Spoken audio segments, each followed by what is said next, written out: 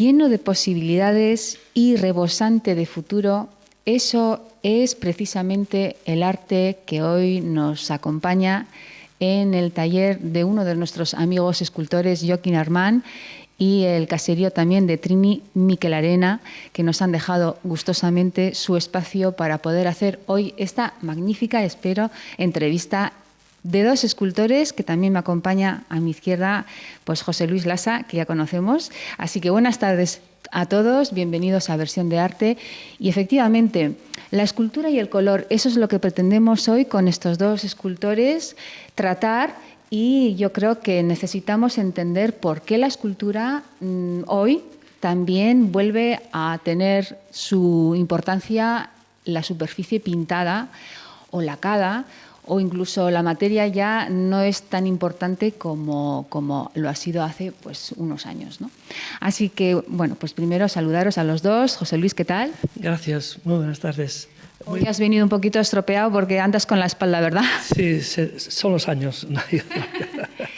Y como hemos dicho, Joaquín, gracias por dejarnos otra vez tu taller y tu espacio y poder disfrutar de tu obra y sobre todo he podido admirar cómo trabajas, vamos a verlo además paso a paso un poquito, la piedra y demás. Así que muchísimas gracias y bienvenido. Gracias a vosotros dos. Bueno, las imágenes ya nos van a hacer ver vuestro trabajo actual, dos artistas muy diferentes, aunque los dos escultores, Joaquín también pintor, pero creo que armonizáis muy bien lo que es la posibilidad que las tres dimensiones ofrecen hoy con este manejo de la materia y también del color, como estaba diciendo. Pero me parecía interesante para nuestro público que está interesado en conocer cada vez más lo que es cultura, historia, hablar un poquito, muy brevemente, de cómo aparece la escultura desde la época más antigua, la medieval, decía, por ejemplo, empezar ahí, porque si empezamos, como me decía Joaquín, tenemos desde la prehistoria, efectivamente tenemos ya algo ahí, ¿no?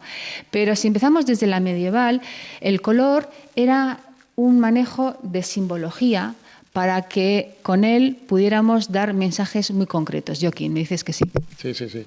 En la prehistoria, de hecho, se ha descubierto en las cuevas que se están descubriendo hoy en día, pues cómo se pintaba sobre la piedra y daban unos mensajes, pues en aquellos momentos serían planos o serían actuales o serían sobre animales, pero bueno, ahí está, ya ha quedado dibujado sobre la piedra. Eso es.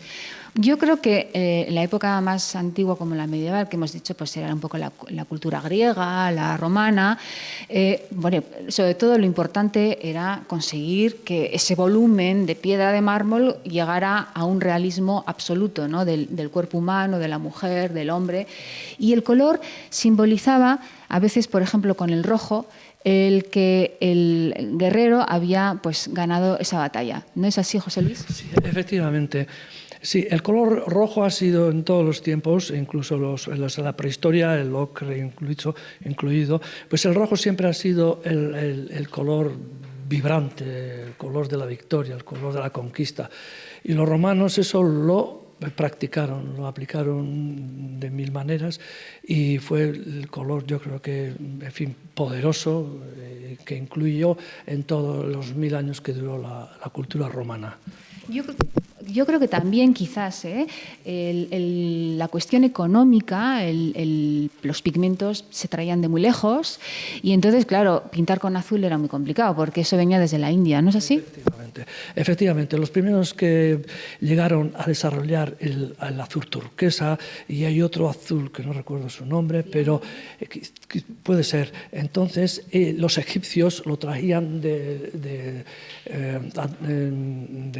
Afganistán, en fin, de un país tropical, lejano para ellos. Pero, sin embargo, en ella descubrieron unos matices extraordinarios. El azul, por ejemplo, ellos lo cultivaron en miles de años, y bien se ha reflejado en las tumbas egipcias, por ejemplo.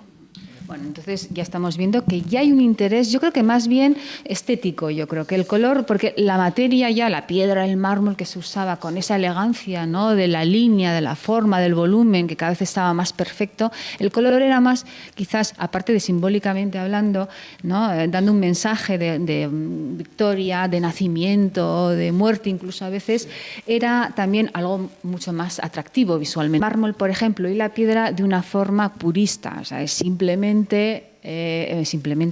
entre comillas, claro, realizar ese trabajo inmenso de anatomía, por ejemplo, ¿no?, y dejan ya que la propia materia sea la belleza del resultado final. Efectivamente.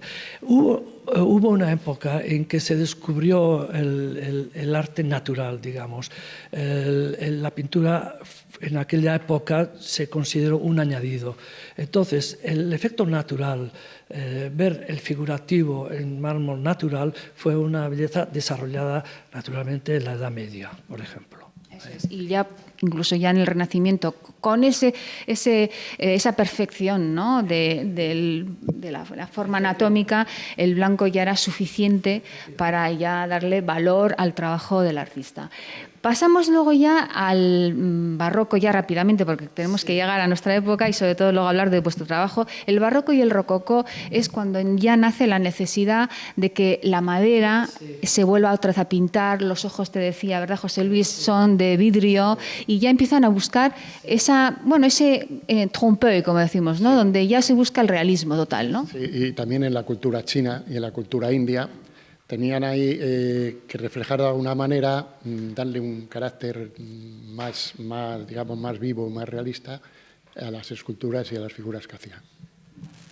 Sí, por ejemplo, en esa época del barroco y el rococó se hicieron grandes descubrimientos en pigmentos, se empezó a poner el oro, digamos, el papel oro, digamos, y entonces fue un desarrollo, en fin, excepcional en la época. Y entonces ya se empezaron a utilizar pinturas ya, aparte que podríamos decir más profesionales, aunque la profesionalidad nunca se perdió, pero sí con más envergadura y más capacidad. Y entonces ahí nacieron estilos nuevos, nacieron en fin, desarrollos, e incluso si entramos en la pintura, las grandes perspectivas, los figurativos falsos, y ahí entraríamos ya en otro tema que traería mucho que hablar, por ejemplo. Bueno, efectivamente, podemos decir que ya es el momento en donde somos capaces de conseguir un gran realismo, y a veces el artista opta por dejar incluso todavía la materia blanca, el mármol, el alabastro, etcétera, incluso la madera como tal necesidad de belleza. Y luego también existe la posibilidad de que haya, como bien has dicho, José Luis, pues el aporte, ¿no?, de más elementos como la pintura, el papel de oro. El papel de oro, por ejemplo, y más. Pero tanto en el desarrollo técnico de los productos vino acompañado de estilos nuevos, y todos sabemos que Italia fue la gran cuna de este desarrollo, y podríamos decir que todos los demás artistas de otros países aprendieron de ellos. Bueno, yo voy a hacer la pregunta. ¿Qué nos aporta, porque ya tenemos que irnos al siglo XIX casi, porque si no va a ser ya muy extensa esta introducción, qué aporta, por ejemplo, Rodin, claro, y Degas, que también él hizo sus mitos con la escultura? ¿Qué os parece que a nivel lenguaje, porque ellos siguen con un gran realismo, pero ya el color aparece de otra manera? Hay una necesidad, yo creo que más psicológica de la escultura con el color. ¿Alguien me quiere contestar si es capaz? Porque esto lo mismo es bastante... Ya Godin de por sí ya es un autor bastante ya, ¿no?, más intimista, ¿no? Simplemente, en resumen, creo poniéndome un poco en su lugar, y en aquella época que no había ni cámaras, ni había nada, creo que eran experiencias que realizaban un poco con sus cuadros, sus lienzos, y con la escultura, para intentar ver un poco la tridimensión, intentar ver un poco pues, la inmensidad de la línea de fuga, ver un poco, estar un poco ahí, no sé, creo que eran experiencias que ellos mismos utilizaban para combinar también unos colores y ver un poco... Yo creo que el color no estaría más empleado como algo más psicológico, es decir, es una provocación a que el espectador, que ya está habituado a ver la gran perfección, ¿no?, anatómica, por ejemplo, estamos hablando, quizás... Sí, para resaltar en ese momento los puntos que ellos querían que resaltara también. ¿no?, el pensamiento, lo íntimo... Sí, bueno, habría que decir, para acompañar esta faceta, esta parte de la historia, que en el siglo XIX hubo una gran decadencia del arte. Entonces, ese periodo fue de grandes contradicciones y de ahí nacieron los nuevos artistas que luego triunfaron en el XX. Como pueden ser, en fin, Kandinsky, Picasso, se me ocurren otros muchos, y los franceses que tanto aportaron. Y ellos sí que los pintores aportaron no nuevos materiales, sino que nuevos estilos. Ahí tenemos Van Gogh, que con sus pinceladas características creó escuela. Pero también luego eso fue desarrollándose y comparativamente pues, fueron saliendo nuevos artistas. La escultura fue más tardía. La escultura se revolucionó más tarde, cuando ya la pintura estaba más o menos consolidada. Ya tenemos ahí, pues entramos en Rimur, por ejemplo, que para mí es un maestro del vacío, de la escultura moderna en definitiva. Y ahí entramos ya en lo que ahora conocemos, que es la actualidad que todos conocemos. Yo efectivamente creo que habría que añadir que en la época de transición, ¿no?, entre lo clásico y el arte más moderno, estamos todavía es finales del XIX, empezando en el siglo XX, sí que hay una necesidad de aportar algo más psicológico, algo mucho más incluso científico, por lo que está sucediendo, ¿no?, a nivel social y político en el momento, ¿no? Y el artista ya efectivamente sus herramientas le aportan todo lo que necesita explicar y contar. Esos movimientos en esa época, a finales del XIX, fueron movimientos individuales. Que fueron valientes en su momento y crearon sus prototipos, sus estilos, sus formas y maneras de pintar.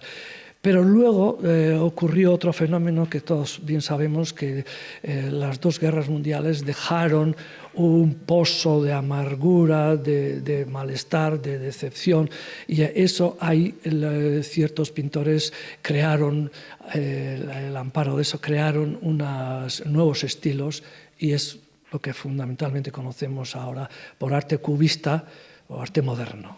Bueno, José Luis está metiendo muchas cosas. Claro, es que, a ver, yo de la época esta que hablamos, los que conjugaban un poco la pintura con la escultura, pues tenemos ahí a Miró, tenemos a Picasso.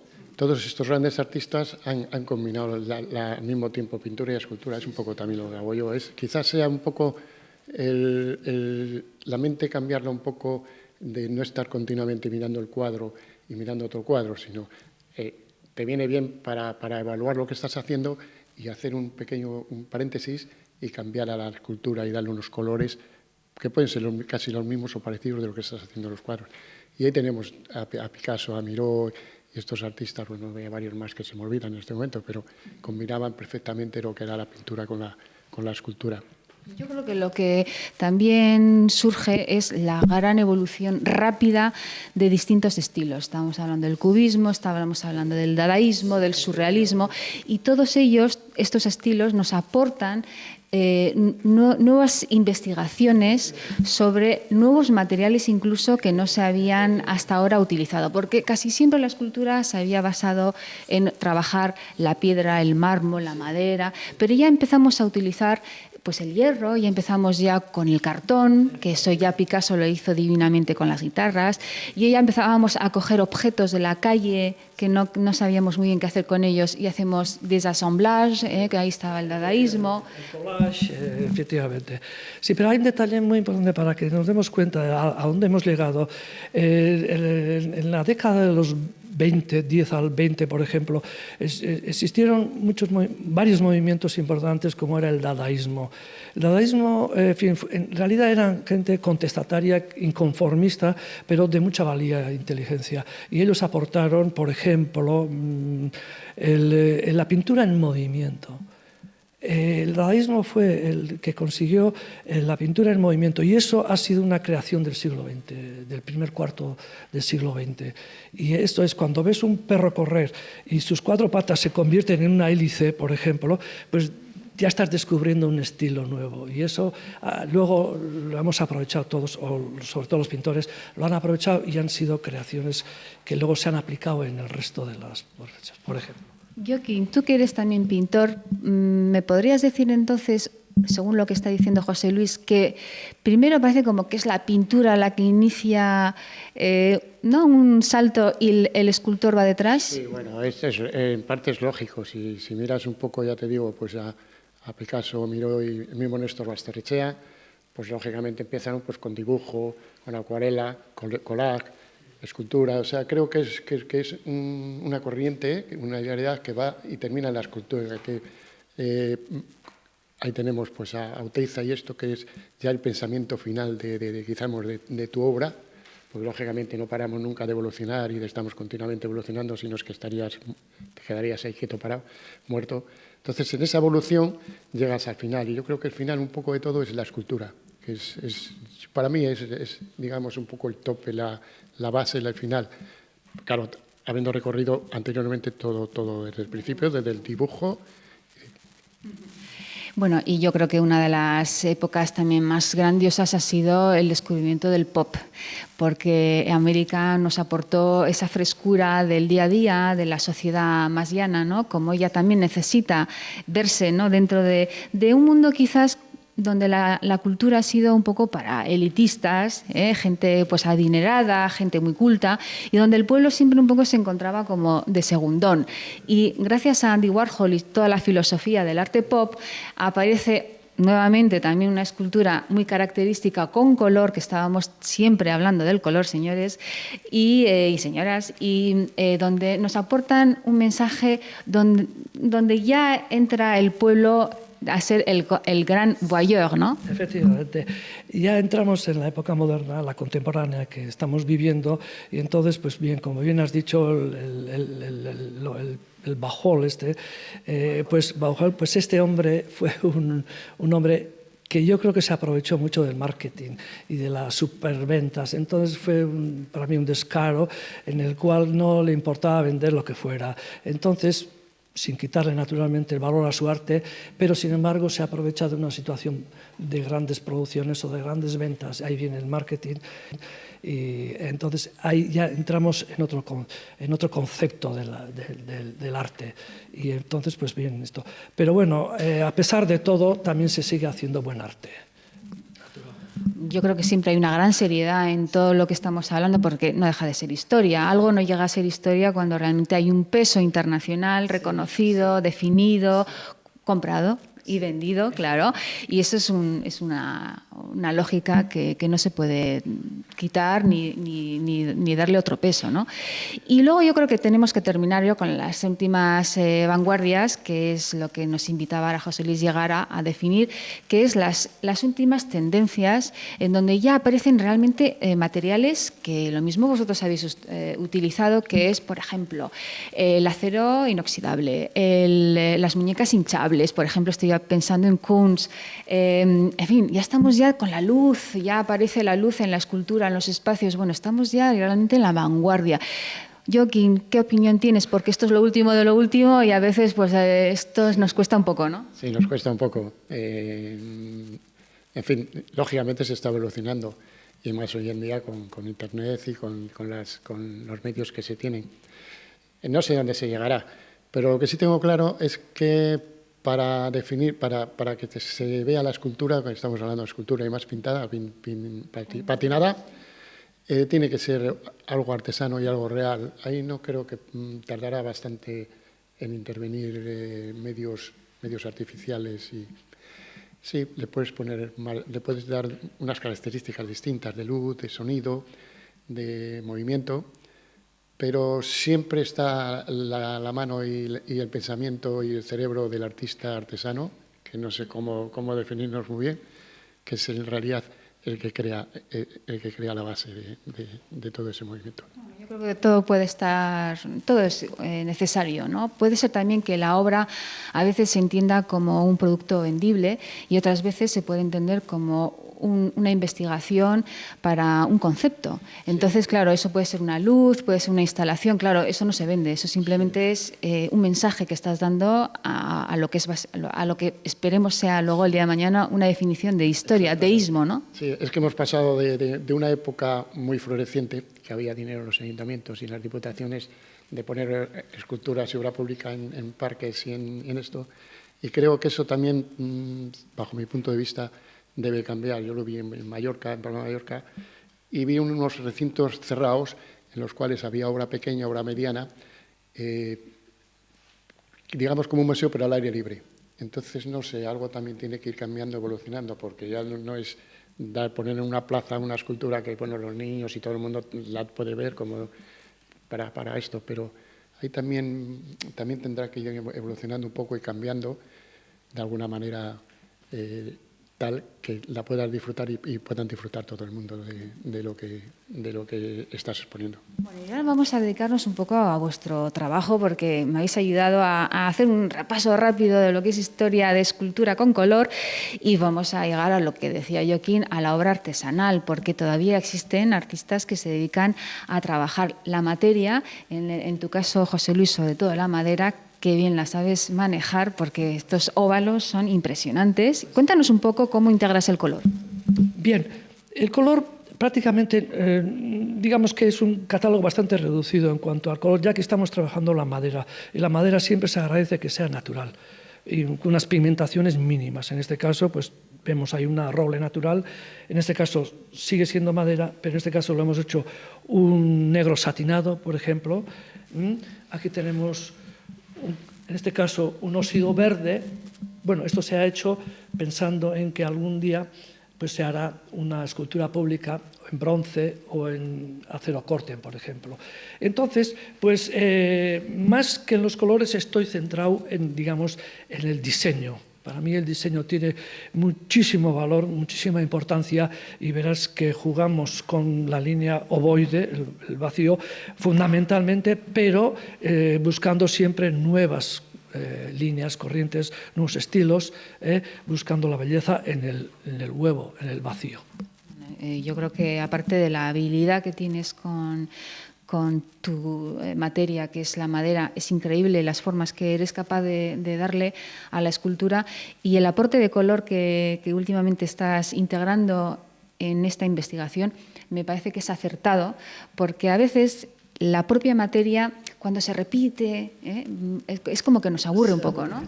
Sí, yo que vengo de la madera, entonces le doy muchísimo valor a la madera en sí, porque juego con maderas preciosas. Tengo piezas hechas, aunque aquí no las tengo, no las vemos. Trabajo también con palo santo del Brasil, trabajo con bengué de Indonesia y frenos y cerezos, que también son maderas preciosas. Todas ellas me dan la posibilidad de ver el valor de la madera. Y por eso juego en muchos casos con una terminación, un acabado natural. Bueno, entonces de tu taller, Joaquín, en donde tienes tú realmente las herramientas de trabajo, me has hecho visitarlo y claro, he cogido unas piezas que están en proceso todavía. Miren ustedes, les voy a enseñar de dónde saca Joaquín las ideas a partir de un trozo de piedra tal cual. Este es la materia en bruta. Sí, la materia prima. Y entonces yo la voy trabajando, a veces me dice un poco ella, yo hago unos croquis, hago unos dibujos, y bueno, para conseguir lo que yo quiero, pues me lleva muchas horas y mucho tiempo. Eso es. Luego ya, una vez que ya ha elegido la piedra por su forma, le va dando pues estos toques, donde ya podemos ir viendo pues una imagen, un cuerpo, una cara, estoy viendo yo, por ejemplo, ¿no? Una especie como de cuello largo, sí. Tipo Modigliani. Así es. Así es. Y una vez que tienes ya más o menos la pieza conjugada a tu estilo, pero siempre dirigida por lo que es la materia, ¿no? Es ella la que te dice, ¿no? Sí, bueno, pues ella y yo la tengo que dominar. Claro. La tengo que dominar pues, continuamente. Allí ya empiezas a meterle el color. Claro, llega un momento en que si no sería la piedra, llega un momento en que tantas esculturas estoy haciendo un poco pequeñas debido a la crisis y debido un poco al momento actual que estamos, pues para poder vender y poder tener económicamente, poder tener accesibilidad más fácil a las piezas pequeñas. Entonces, lo que hago es combinar luego un poco con el color para diferenciarlas un poco, y entonces ya con el color las llevo un poco ya a lo que yo tenía pensado. Ya las domino, digamos, las voy dominando y las llevo un poco a lo que tenía pensado. A veces dejo zonas que se vea la piedra, para que se sepa que es la piedra, y bueno, y luego pues las patino y le hago un tratamiento parecido un poco a lo que se hace con el bronce. Bueno, lo que aquí tenemos justo detrás no es piedra. Sí, esta está patinada por mí y pues exactamente igual. Era un trozo de bronce, pues no sé si hay por ahí alguno. Y esta idea tuya de, por ejemplo, de mezclar lo que es pintura con escultura, porque, hombre, no es una escultura al final, porque no vemos la parte de atrás de estas piezas, ¿no? Pero esta mezcla me parece, bueno, muy arriesgada, ¿no, Joaquín? Bueno, sí, es una especie de aprovechar también los trozos que se me van rompiendo de las piedras grandes y darles un sentido poniéndolas, en este caso están ahí sobre una pizarra. Y bueno, pesa, ¿eh? Es evolucionar, voy evolucionando, y otras que tengo sobre lienzo, y bueno. Vais a exponer ahora los dos en una galería que se inaugura además mañana, viernes día... Estoy en el día... Artestu. Artestu, sí. Está en Donosti. ¿En Donosti? En la calle Resurrección María Azcue. Bueno, yo creo que nos vamos a enterar bien, porque además, de hecho, ya os he prometido que como esa exposición va a estar mes y medio, nos acercaremos allí y os haremos pues otra pequeña entrevista, porque además hacéis una colectiva con más gente, ¿no es así, Joaquín? Está Trini Arena y luego hay artistas de la galería también. Eso es. Bueno, yo desde luego tengo que daros las gracias por dos cosas. Primero, porque me habéis ayudado a explicar un poquito lo que era el color en la escultura hemos intentado desde la época medieval, pero creo que se ha entendido que ha habido una necesidad siempre de introducir este concepto de color, ¿no? Y además, de una manera simbólica, belleza, pero luego también buscando la pureza de la línea y el concepto global, ¿no?, de lo que es la piedra o el mármol con el color. Y luego me habéis hecho entrar en la época más moderna, que esa es más complicada porque es la nuestra, y la de vanguardia te cuento. Pero luego también os tengo que dar la enhorabuena, porque he visto en el trabajo de ambos una evolución espectacular. Me alegro muchísimo de que estéis juntos, porque tenéis un lenguaje muy distinto, un poquito más naif, amigo Joaquín, y eso te lo decía además Néstor Basterrechea, tu gran amigo y compañero, y efectivamente creo que él te supo captar a la primera. Y tú, Lasa, hombre, el juego del movimiento, la materia por ella, ¿no? Muy sencillo. A los dos, muchísimas gracias. Creo que ha sido una entrevista muy bonita y ojalá tuviésemos más tiempo. Pasa lo mismo, nos queda siempre como un poco más, ¿no? Pero es imposible, así que nos vemos la siguiente, Gracias, ¿de acuerdo? a vosotros, muchas gracias a vosotros, y de verdad, enhorabuena, porque hacéis las cosas estupendamente. Muchas gracias, Elena. Hasta la próxima.